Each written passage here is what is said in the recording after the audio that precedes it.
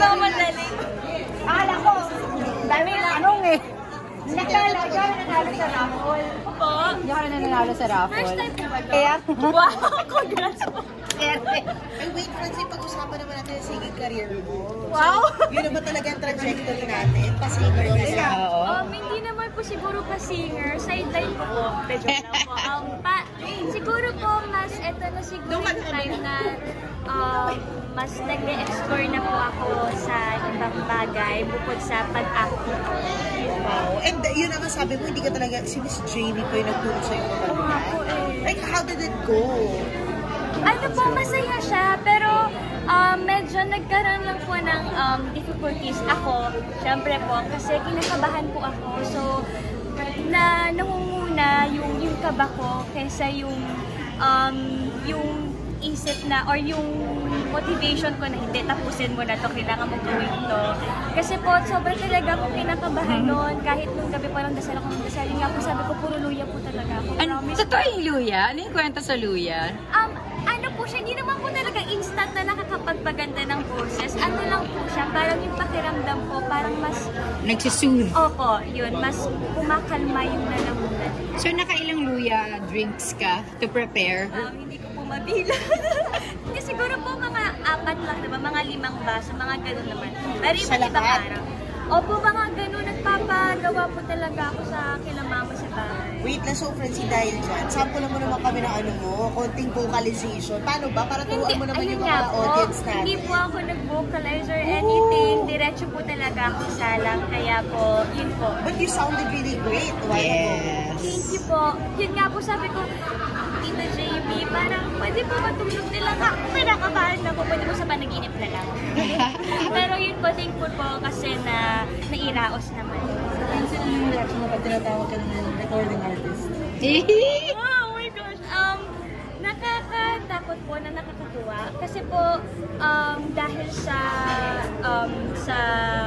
faith, hope, and love na to, baka masanay sila or mag-expect yung mga tao sa akin na talagang pagkakanta ako, magaling ako, pero hindi naman po talaga. Kinakaya ko po at pinag-aaralan ko pa. Actually, Francine, pag yung mga batchmate mo, di ba, yung mga contemporary mo, gumagawa ng music, laging sultry, laging usually mahalay, charot. Yung mga tema niya, di ba, very, sa'yo baliktad, faith, hope, and love, di ba? How do you take pride in that? Siguro po kung pride pong word yung gagamitin ko, I think hindi siya for me. Siguro I would use a term na siguro inspired. Gaya po na sabi ng musician. Kasi yun ako sabi ko, yung mga papuri ng mga tao, secondary lang naman yan. Pero yung mahalin mo at ibigay mo yung puso mo sa ginagawa mo, yun talaga yung totoong pride. So yun po ang masasabi ko kasi masaya po ako kahit kinakabahan ako nung ginawa namin yung programa. So proud na proud ka. Kunwari, pag sinabi nila, bakit parang hindi Dua Lipa yung tunog ng kinanta mo? Di ba? O hindi ka naka-sexy doon? Ano gusto mo sabihin sa mga audience na magtatanong sa'yo ng ganon? Hindi naman po kasi ako si Dua Lipa. Yun lang po. At saka, hindi naman din po kasi ako, hindi po ganun ang personality ko. Sobrang layo po. So, yun lang po masasabi. Mabuting bata. Na singer ka, sabi ni Seth sa'yo, binibiro ka ba? Tinawanan niya po ako, pero nag-congrats naman po siya. Yun po, ganun kasi... May pangakasar pa pala? Pangakasar ba? Opo, kasi ganun po yung relationship namin dalawa. Dynamics ninyo. Opo. Wala bang plan na magkaroon kayo ng Collab. Or duet. Duet na dalawa sa isang inspirational song? Sana po meron, bakit hindi po, pero as of now, wala pa. Parang ano lang, na-confirm lang yung sinabi ng 99.9% na pwede maging kayo. Hindi sinabi na ganun siya. Ano lang masasabi mo doon? 99.9%? Oo, Parang brand lang ng sabon na. Parang brand. Ano lang reaction mo doon na parang sinabi niya na yung ganun? Siguro ito lang po, matatawa lang pa ako. Pero madalas naman po kasi yung mga ganong sagutan namin, bibiruan lang kami. Kasi as much as possible po talaga, we prioritize our career first.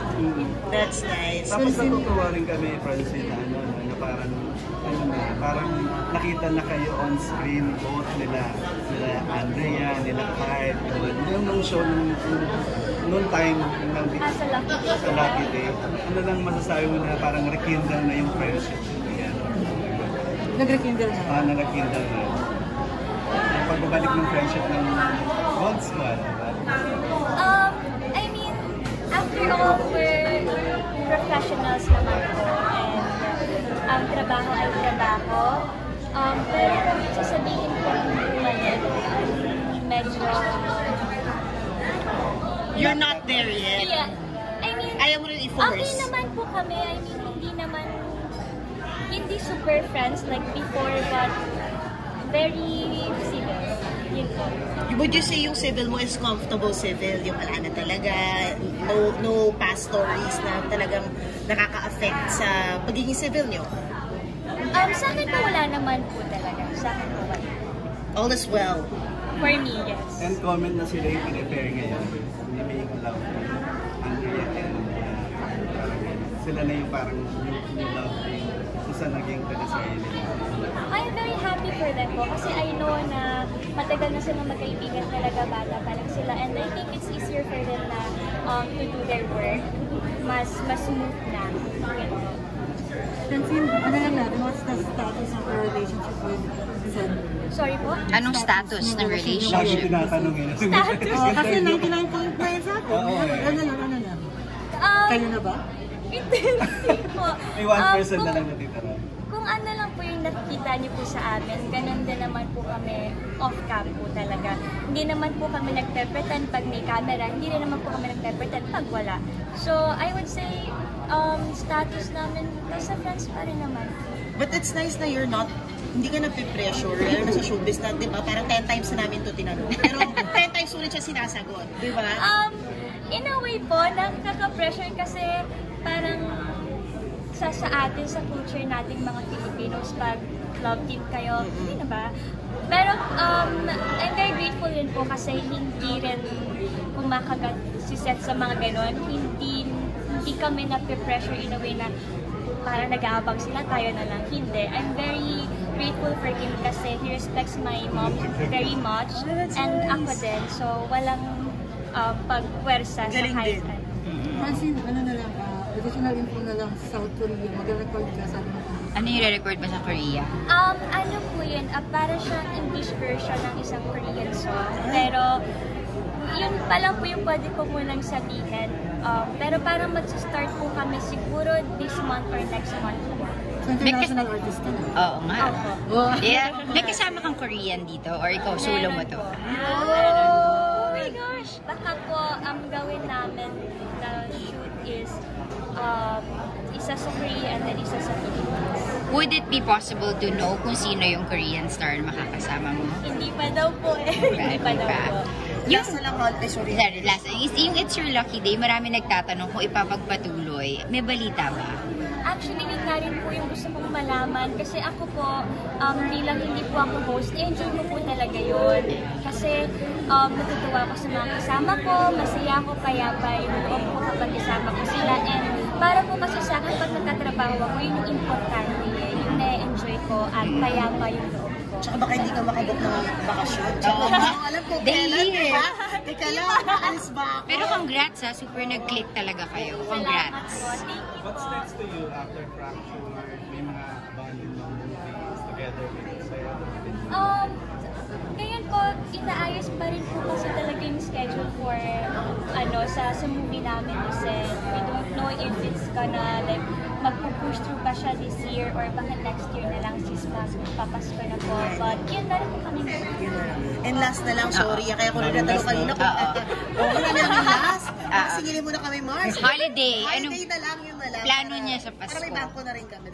Pang Pasko po, yung sinabi ko lang din po kanina na nasa ibang lugar po kami ni Mama, magtatrabaho po kami. Work pa rin? Opo, work po namin ni Seth. So baka sa Christmas, baka kami dalaw magkasama. Pero